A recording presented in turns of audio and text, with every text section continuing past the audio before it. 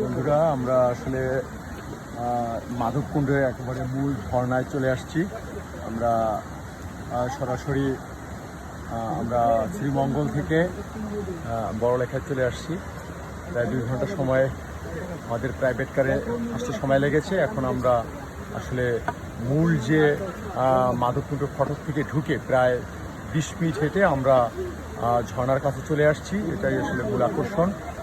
তো বন্ধুরা এবার আমরা চলেন, এবার আমরা দেখি আসলে টোটাল প্রকৃতি আমরা দেখার চেষ্টা করি। আমরা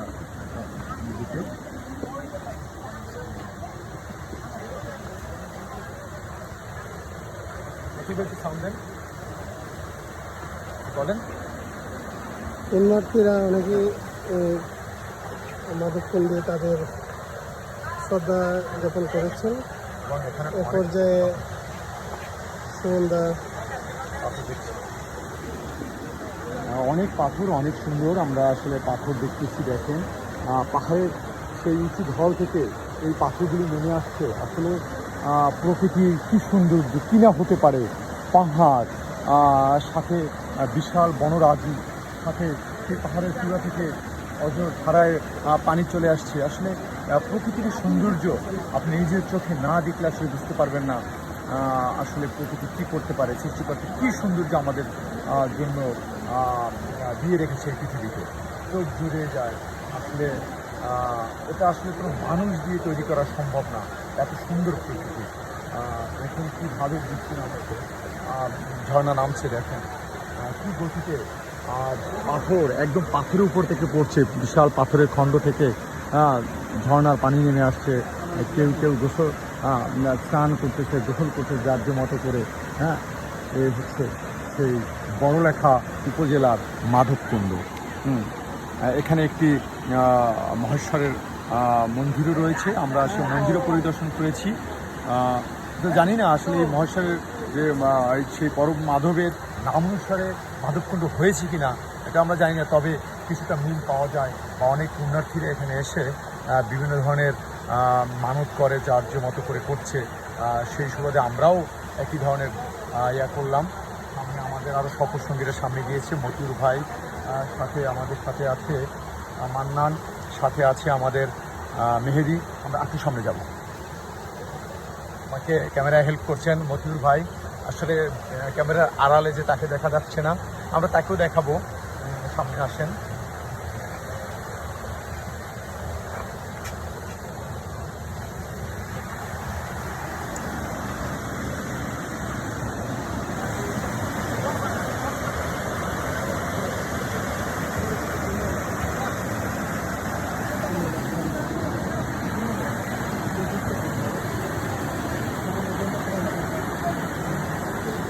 আপনার নাম তো নাই।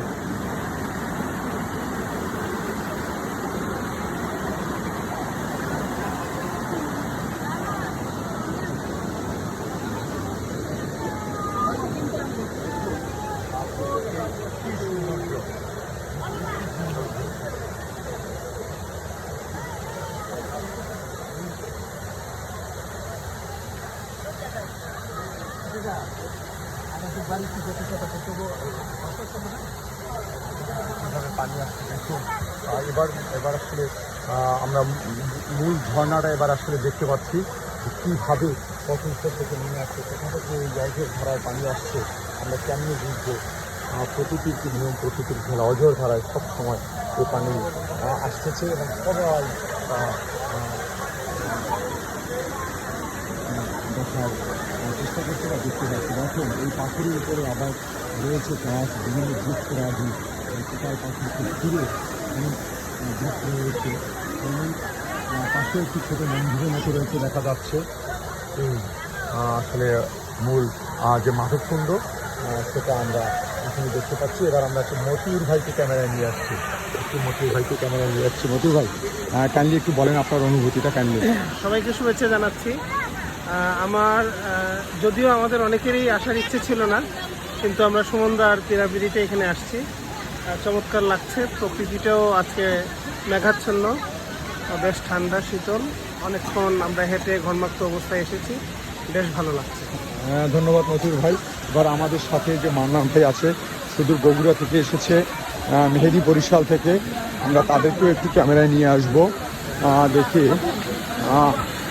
মতিউর ভাই কই, দেখুন দেখুন বন্ধুরা, মানন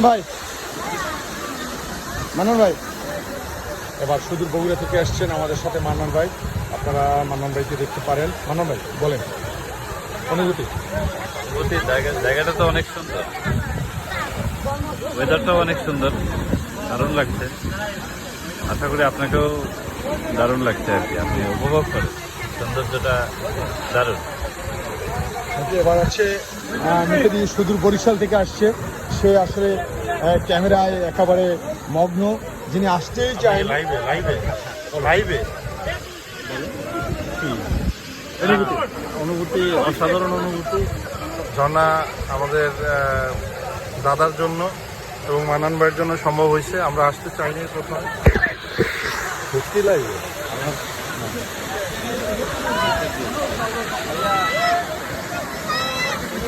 অবস্থা দেখুন, কোথা থেকে পানি পড়ছে, কত উপর থেকে, এবং সেই পাথরের উপরে বৃক্ষরাজি দেখুন, কি অবস্থা, কি অসাধারণ সৌন্দর্য।